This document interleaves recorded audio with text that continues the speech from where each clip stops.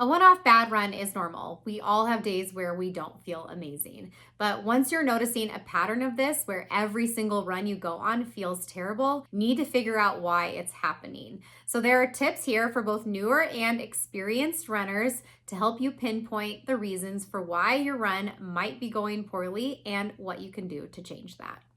Number one, you just need more time. If you are a newer runner and every run feels terrible, you are not alone. I cannot tell you how many times I've heard from people when they find out that I'm a running coach that they say, I suck at running. I will never be good at it. When they really just haven't given themselves a fair shot at going out and running enough for their body to make those adaptations that they need to be making to be a runner. The truth is that running when you're new is hard. And if you're someone who isn't new, but you ran a long time ago, you've taken a lot of time off, it's gonna be hard when you get back to it. And it's pretty humbling. So I just want you guys to remember that every runner was once just like you and having a really hard time of it in the very beginning. So once you guys can get past the fact that no new runner looks like this gazelle who's just running miles and miles comfortably, the sooner that you can face the challenge of starting your own running journey. Number two, you're running too fast. So whether you're a beginner or experienced, this is probably the number one reason that runners feel like they are sucking wind on every single run. And I'm not talking about sprinting here. I think that that's what people think when I say they're running too fast. Like, I'm not running that fast. Where you're actually just running beyond your aerobic zone and perhaps much, much faster than your aerobic zone, even though it's not sprinting, and your body can only handle that pace for so long. So this could look like even only going for a few minutes before you need to stop, or if you're someone who runs more, but you're always running at the same pace, but every time you hit 5 miles, you can't go any farther. Those are clear signs that you are running your runs too fast. So for the majority of your runs, and pretty much all of them if you're new, you should be staying in the aerobic zone. So this is about 75% of your max heart rate, or a rate of perceived exertion of a 3 on a scale of 1 to 10. Whether you are monitoring your heart rate or not, you will be able to notice when it's getting hard. So when you feel or see your heart rate starting to spike up, that's a sign to you that you need to slow down and very possibly walk to get back into your aerobic zone. So the goal is to catch that really before it spikes too high. So if you already know that you cannot run for a pretty far sustained amount of time, then you want to make sure that you're instilling walk breaks in a planned way. So perhaps you're running 2 minutes, walk 2 minutes, or it's run 3 minutes, walk 1 minute. So you can kind of play around with it to see what works best for you to make sure that you are staying in that RPE3 or aerobic zone of your running. Number three, you're not fueling enough. This affects runners of all levels. And when I start working with a runner who's been running for a while and maybe has their easy pace down and understands that fact, but they tell me that every run is still feeling really, really crappy, my very next question is to ask them about their fueling and asking them, are you eating breakfast? And many times the answer is no. And this is all we have to change to start getting them to feeling really good when they're going out for their runs. Like, I can't tell you how many times, guys, I've worked with runners, said, let's start having you eat breakfast. Let's start with this.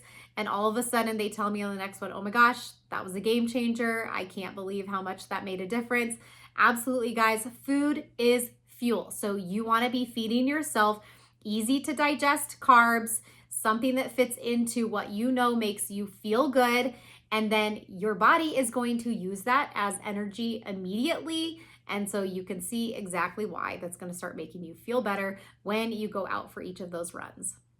And if you do find that you are still struggling to digest, just make sure that you are starting in small doses so that you're giving your body time to adapt of digesting food while it's running. You want to make sure that you give enough time between when you're finishing your smaller breakfast can be and then when you start your run, or just between, if it's an afternoon run, between when you eat and when you do your run. Number four, you're not well hydrated. I really think people can forget how much a lack of hydration can impact a run negatively. But proper hydration is absolutely necessary for energy and fatigue resistance. and is a really big contributor in maximizing your physical performance. So basically, if you're not hydrated, not drinking enough water, then your physical activities are going to suffer, and that includes your running. So ideally, you're drinking consistently throughout the day to maintain those hydration levels. And of course, there is nothing wrong with taking water out on your runs as well, even on the short ones, but definitely on the long ones, you should be taking water with you. It is never, ever a bad thing. Number 5, you've done too much too soon. So this is probably the main culprit that I see for people who've been running pretty consistently, but maybe it's only like 3 times a week and 3 miles at a time. And then suddenly they're transitioning to something like a half marathon or marathon training block, and they really need to up the mileage far beyond what they were doing before.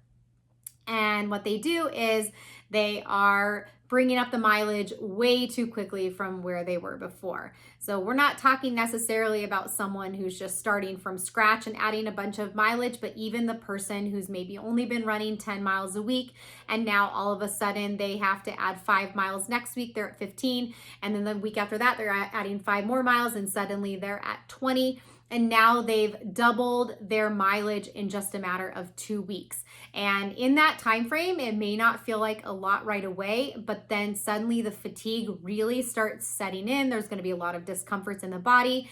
Every run feels really, really terrible because their body has not had time to adapt to that mileage and just that general the amount of time on feet that they're having week after week. It's going to backfire. And if you do too much too soon, like I just said, it's not only going to make your run start feeling like junk, but you're also very likely going to end up injured or burnt out.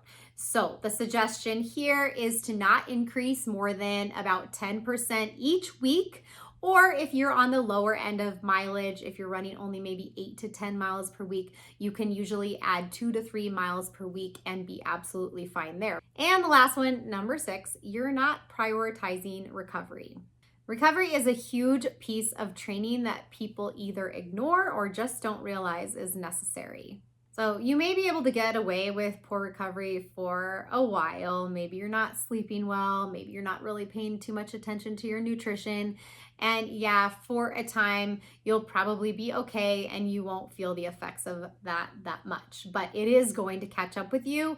And if you're starting to feel all of a sudden your runs are just going terribly, this might be the reason for it. So when I talk about recovery, this includes several things: nutrition and fueling, proper hydration with electrolytes, stretching and mobility work, perhaps foam rolling or massage, and most importantly, that is sleeping. So sleeping is your number one recovery tool. So if you're listening to this and you're thinking, well, I really upped my mileage a lot and I started training for this half marathon, but I'm only sleeping 5 hours a night.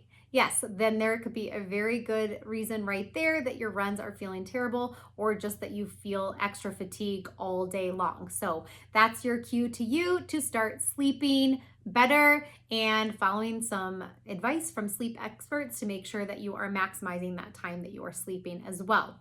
The last thing I'll say on this is the active recovery portion. So if you are someone who is running quite a bit, you're doing longer long runs, you have speed sessions in your training, then putting active recovery sessions into your week is really important. So this might be in the form of active recovery running, a recovery run. So that's a very, very easy run for you. So easier than an easy run, but it could also be through cross training. So you just want to make sure that you're keeping it in the aerobic zone and it's fairly short and light. So you could be cross training with swimming, with cycling, really anything like that. Walking is also great active recovery.